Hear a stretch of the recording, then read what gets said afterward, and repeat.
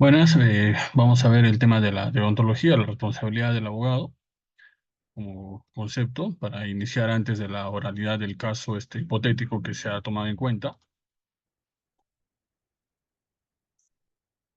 En este caso, ¿qué es la responsabilidad civil?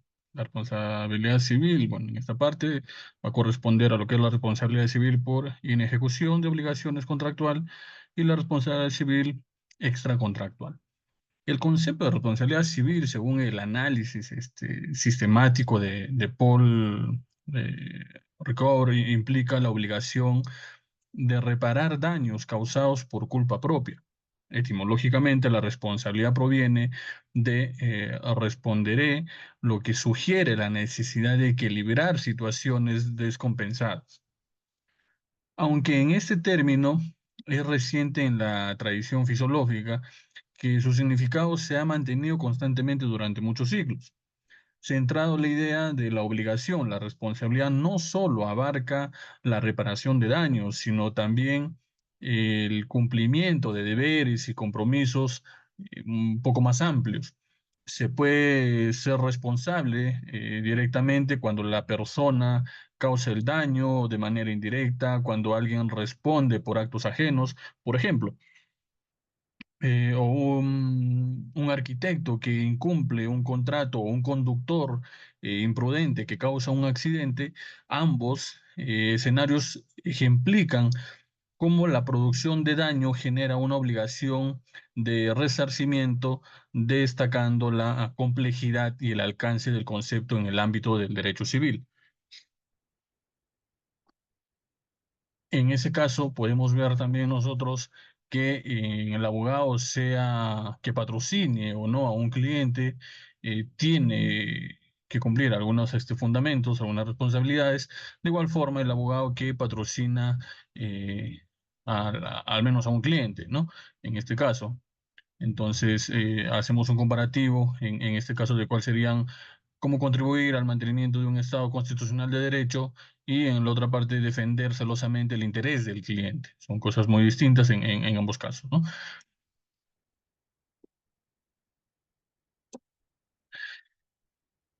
En este caso, los deberes y responsabilidades de las partes, de sus abogados en el proceso civil, estaríamos viendo nosotros el, el proceso judicial debe fundamentarse en un debate leal y claro, donde se expongan los derechos del conflicto, promoviendo así la moralidad en el ámbito procesal, tanto las partes involucradas como sus abogados y apoderados tienen deberes específicos que cumplir según el artículo 109 del Código Procesal Civil.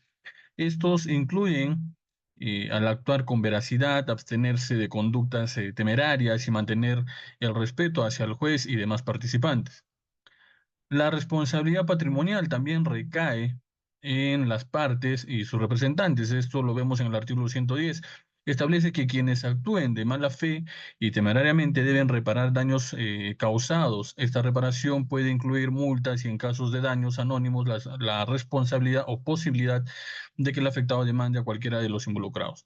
Asimismo, para terminar y entrar a lo que es la oralidad ya del tema tomado, que es hipotético, asimismo el artículo 111 detalla que los abogados pueden ser sancionados por conductas temerarias o fraudulentas, incluyendo medidas disciplinarias y en casos graves sanciones penales por delitos como el prevaricato. Por último, el artículo 112 defiende que las circunstancias que constituyen temeridad o mala fe, tales como la falta de fundamento jurídico o la obstrucción del proceso, subrayado la importancia de la ética en el ejercicio del derecho. Como en este caso, vamos a tomar por último la oralidad del tema que se ha tocado eh, eh, en mi caso, ¿no? Eh, es un informe oral sobre la responsabilidad del abogado en la introducción del derecho. En este caso, hoy les voy a presentar un informe sobre la responsabilidad del abogado en el Perú, centrándonos en las implicancias éticas y legales de su conducta. Vamos a analizar un caso hipotético, como lo vuelvo a mencionar, para ilustrar las posibles infracciones de sus consecuencias, tanto como el abogado como parte del cliente. En el marco legal, primero es fundamental entender el marco legal que rige las conductas de los abogados en el Perú. Las normas más relevantes son el Código Civil, que establece la responsabilidad civil, el Código Penal, que detalla las infracciones penales, y el Código de Ética, en este caso, que regula las conductas profesionales.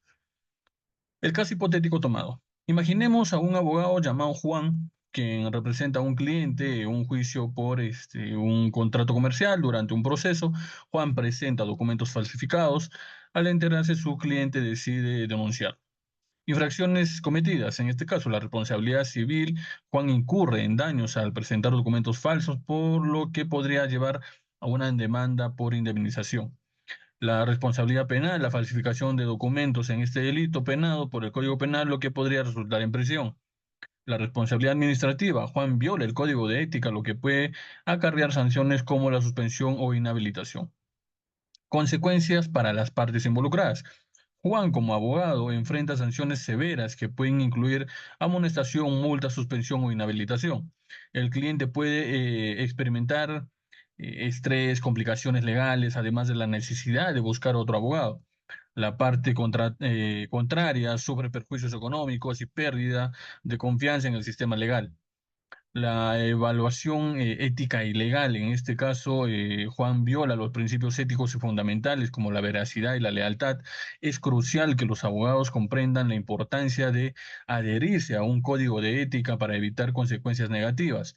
Las recomendaciones, en este caso, para evitar situaciones similares, en mi caso se propondría de la capacitación continua, promover la educación, la ética y la responsabilidad legal desde el inicio de estudios, protocolos de revisión, implementar sistemas de supervisión antes de presentar documentos, fomentar la transparencia, crear un ambiente en el que se pueda reportar las irregularidades sin temor. La responsabilidad del abogado en el Perú es extensa, compleja. La denuncia de conductas deshonestas no solo protege los derechos del cliente, sino que también constituye la integridad del sistema legal. Es esencial fomentar prácticas éticas y legales para evitar consecuencias adversas. Muchas gracias, eso sería todo por mi parte.